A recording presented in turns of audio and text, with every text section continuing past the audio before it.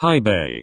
Welcome to part 3 of Flirting with Your Crush challenge. The final part. There isn't much more for me to say, so please, without further ado, enjoy the video. KuroKen. After school, Kenma and Kuro went to an arcade. After Kuro lost a bet and promised to take him there, something Kenma had made sure to remind him about all day. The arcade was alive with flashing lights and the energetic sounds of game machines. Kuro looked down at Kenma, whose eyes were practically shining, and warmth spread through his chest. "Alright kitten," Kuro said, eyes gleaming with challenge as he approached a classic fighting game cabinet. "Let's see if you can beat me at this one." Kenma tilted his head slightly, studying the game screen with casual interest. "You're on," he said, his voice calm but carrying a hint of teasing. "But you might regret challenging me." As they began to play, Kuro's competitive spirit kicked into full gear, his fingers flying over the controls. Kenma, on the other hand, took a more laid-back approach, his movements smooth and deliberate, yet devastatingly precise. It didn't take long for him to gain the upper hand. Kuro's face was a mix of concentration and frustration. "Come on, Kenma, you're not supposed to be this good," he exclaimed, though a grin still tugged at his lips. "Seriously, what's your secret, Kenma's lips curved into a sly smile. "Maybe I just practice a lot, or maybe I'm just naturally gifted." Kuro's eyes widened in mock disbelief. "Naturally gifted, huh? I'll have to see about that." From the corner of his eye, Kenma spotted a claw machine filled with plush cat toys. He remembered, not too long ago, how Kuro had pointed them out, calling them cute and offhandedly mentioning how he wanted one. "Come on, Kuro." Kuro turned to him, eyebrows raised. "Wah." Before he could finish, Kenma took his hand and started pulling him toward the machine, leaving Kuro blinking in surprise, his cheeks dusted pink. "Kitten." They stopped in front of the claw machine, and Kuro's face immediately lit up. "OHH, the cats. You gonna win me one pudding?" Kenma hummed. I remember you saying you wanted one, no?" Kuro blinked, caught slightly off guard. "Ah, yeah, I'm surprised you remembered." Kenma shot him a small, knowing look. "I remember everything you say, Kuro, even all of your stupid science facts." A faint blush spread across Kuro's cheeks. "Hey, they're not stupid. I know you like them." Kenma's lips quirked. "I do." Kenma positioned himself in front of the claw machine and inserted 3 tokens. "Which one do you want?" Kuro scanned the plushies before pointing. The two-toned cat. Pt.3, it kinda looks like you." Kenma shot him a flat look. "Not even." Still, he maneuvered the claw with practiced ease, ensuring it was directly above the plush before pressing the red button. The claw descended smoothly, clamped around the stuffed cat, and carried it over, dropping it into the chute in one flawless motion. "No way. First try." Kenma crouched down, grabbed the plush, and held it out to Kuro. "Here." Instead of taking it, Kuro stepped forward and, without hesitation, wrapped his arms around Kenma, lifting him off the ground and spinning him before setting him back down. The deep blush that followed was instantaneous, burning through Kenma's skin like wildfire. "Thank you, kitten." Kenma averted his gaze, gripping the plush in his hands. "Why, you're welcome."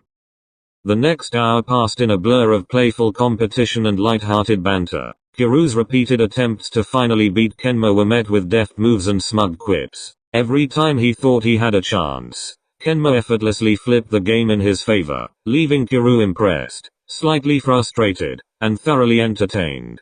"What? You beat me again? I swear I got better last time. I almost won." Kenma smirked, barely glancing up from the screen. "PFFT, in your dreams?" Kuro groaned dramatically. "Maybe." Kenma laughed. He wasn't even trying to be cute, just amused at Kuro's dramatic suffering, but damn, why did it have to be so adorable? Kuro felt his face heat up and barely resisted the urge to groan again. Alright, you win." He finally leaned back in defeat, laughing. Kenma smirked, clearly enjoying his victory. "So, what game next?" Kuro scanned the arcade before his eyes landed on a rhythm game, flashing neon lights and a fast-paced beat. What about that one? Kenma followed his gaze before nodding. Sure. Think you can do it? Kuru scoffed, taking a seat. How hard can it be? Kenma stepped closer, the corner of his lips twitching. Want me to explain it first? MHM. Kenma leaned over slightly, his voice smooth as he gestured to the controls. Okay, this one's all about timing. You need to match the rhythm with the right inputs. He explained, his fingers demonstrating each movement. It takes a little practice, but once you get into the flow, it's easy. Kuru nodded, watching him intently. Got it. Kenma hummed. Then, with a small smile, he stepped even closer. Here, let me show you. His voice dipped slightly, quieter, more intimate. Before Kuru could process it, Kenma's hand slid over his, guiding his fingers to the right buttons. Kuru's brain short-circuited. This wasn't the first time Kenma had helped him with a game, had casually rested his hand on Kuru's, but this time, it felt different. The warmth of Kenma's breath against his face, the effortless way his fingers moved over Kuru's own, it had Kuru melting before he even knew what was happening. Then Kenma leaned in, his lips brushing just beside Kuru's ear. You just need to follow the rhythm like this. Kuru swallowed hard, his heart pounding. This is different. He murmured, voice unsteady. Kenma laughed softly. Different in a good way, I hope. His tone was teasing, a playful lilt that sent a shiver down Kuru's spine. I promise I won't bite. Kuru let out a breathless laugh. I'm sure you won't. Kenma's eyes flickered with mischief as his hand lingered just a second longer before pulling away. Now let's see if you can keep up. Kuru took a deep breath and started playing, his fingers moving to the beat though maybe not as precisely as they should have. Every now and then, Kenma leaned in to offer more tips, his proximity keeping Kuru's heart in a permanent state of overdrive. You're doing great, just keep that rhythm going. Kuru let out a short laugh, nodding. Thanks. And then, whoops. His hand suddenly fumbled, throwing his timing completely off. His score plummeted on screen. Oops. Kenma shot him a deadpan look. Are you messing up on purpose? Kuru gasped dramatically. What, me? No way. I guess I'm just really bad at this. Kenma rolled his eyes. Just say you wanna hold my hand, Kuro. Kuru didn't hesitate. I wanna hold your hand, Kenma. Kenma stiffened. His face heated instantly, his grip tightening around the controller for a split second. At this point, he wasn't even sure who was supposed to be doing the flirting challenge anymore. Still, with an exasperated sigh, and an undeniable blush dusting his cheeks, he reached over and took Kuru's hand again. Fine, but if you're gonna keep messing up, at least try to make it less obvious. Kuru just grinned. No promises.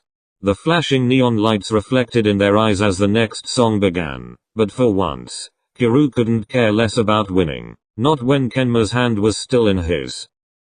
SemiShira. The gym buzzed with energy, shoes squeaked against polished floors, and the sharp rhythm of volleyballs echoed off the walls. But for a brief moment, Semi and Shirabu sat side by side on the bench, taking a break from the fast-paced practice. Both were slightly out of breath, towels around their necks, water bottles in hand. Shirabu took a long sip, his brows furrowed in quiet concentration as he watched the rest of the team. Semi, however, had his gaze fixed elsewhere. You always get this intense look when you're watching the team, you know that?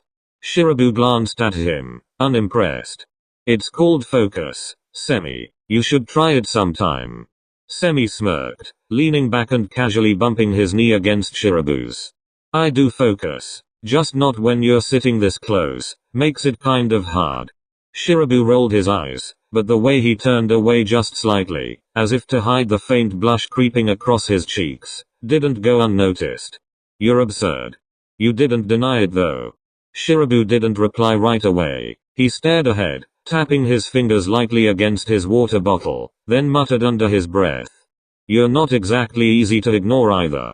Semi blinked, caught off guard by the quiet admission. He turned toward him fully now, his voice softer. Was that a compliment? Don't make me take it back.